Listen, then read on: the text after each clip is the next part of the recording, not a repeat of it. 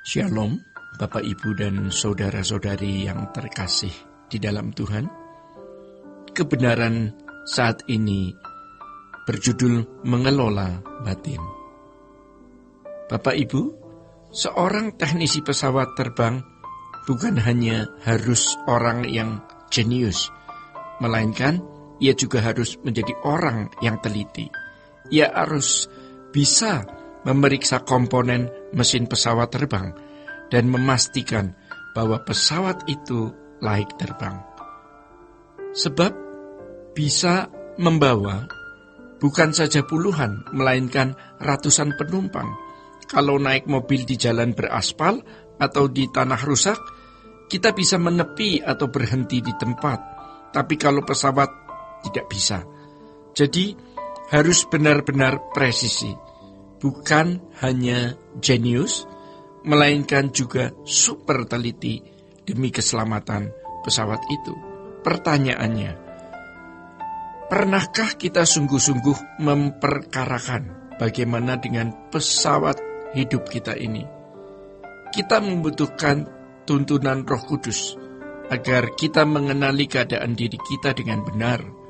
Bukan saja cerdas secara intelektual, tetapi cerdas secara rohani, memiliki kualitas spiritual quotient atau SQ, kecerdasan rohani yang baik untuk bisa mengenali dan menyelami sedalam-dalamnya keadaan diri kita.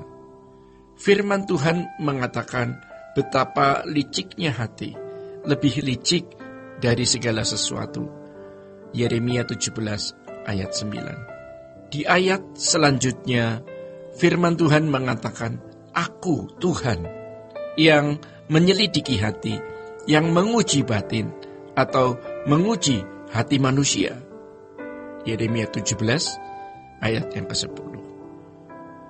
Saudara-saudara, Tuhan yang menguji batin manusia, ya, dan manusia yang harus menyadari dan mengelola batinnya dengan baik.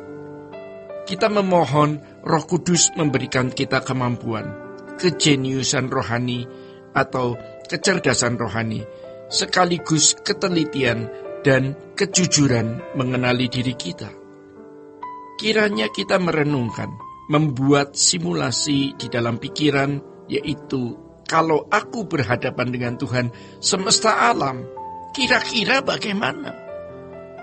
Betapa mengerikan kalau masih ada hal yang tidak patut yang kita lakukan, yang masih tersisa di dalam hidup kita. Karenanya kita mohon petunjuk Roh Kudus, dan kita benar-benar serius memeriksa diri dan dituntun oleh Roh Kudus untuk memeriksa diri dan mengenali keadaan kita di hadapan Tuhan dengan kacamata Allah, dengan kacamata Tuhan yang cerdas sempurna. Kita bisa mengenali keadaan kita sebagaimana adanya. Kita minta Roh Kudus menolong kita. Saudara-saudara, sejujurnya kita pasti merasa bahwa masih saja ada kemelesetan yang kita lakukan di dalam hidup ini. Masih saja ada ketidaktepatan yang kita lakukan. Kita tidak melakukan dosa-dosa pelanggaran moral yang memalukan dan bahkan melanggar hukum. Kita tidak melakukan lagi. Kita tidak pernah melakukannya.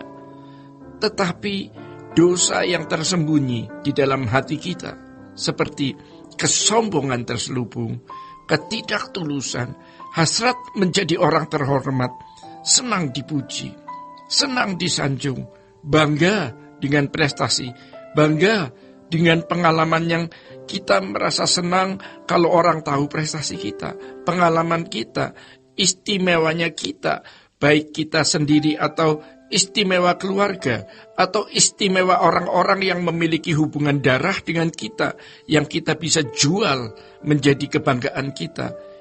Ini melahirkan banyak ketidaktepatan. Di hadapan Tuhan, semua akan terbuka dan telanjang. Itulah yang harus kita terus pertimbangkan. Ya. Kita membuat simulasi di dalam pikiran kita.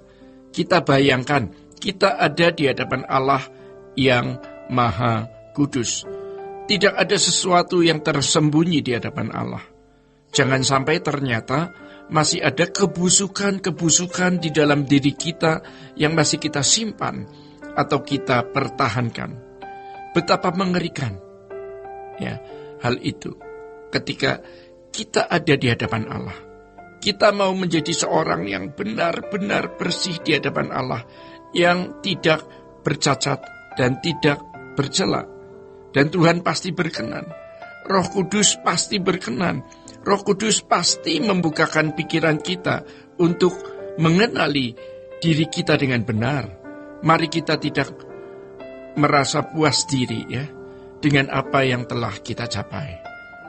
Sudah menjadi jemaat yang rajin, sudah menjadi aktivis yang giat, sudah menjadi pendeta yang terhormat. Jangan puas ya dengan keadaan-keadaan itu. Tetapi bahwa hidup kita kepada Tuhan dan perkarakan apakah masih ada sesuatu yang tidak pantas, sesuatu yang tidak patut yang masih kita lakukan. Seseorang yang benar-benar menghormati Allah akan berusaha untuk berkeadaan berkenan kepada Tuhan. Seorang yang sungguh-sungguh mencintai Tuhan akan berusaha untuk menjadi anak-anak Allah yang menyukakan hati Bapa. Seorang yang sungguh-sungguh takut akan Allah akan merindukan diri dan berjuang bagaimana hidup menyukakan dan memuaskan hati Bapa. Dan berbahagialah orang-orang yang memuaskan, menyukakan hati Bapa, sebab ia akan menjadi perkakas indah di dalam kerajaan Bapa di surga sepanjang waktu. Tiada henti menyenangkan Bapa, menjadi instrumen yang memuaskan, membahagiakan hati Bapa di surga. Maka jangan ada kerinduan lebih besar dari itu. Bahkan ini menjadi kerinduan kita satu-satunya. Bagaimana menyukakan, membahagiakan hati Bapa di surga. Bapak, Ibu, dan saudara-saudari yang terkasih di dalam Tuhan, demikian kebenaran pada saat ini. Tuhan Yesus memberkati. Sola Gracia.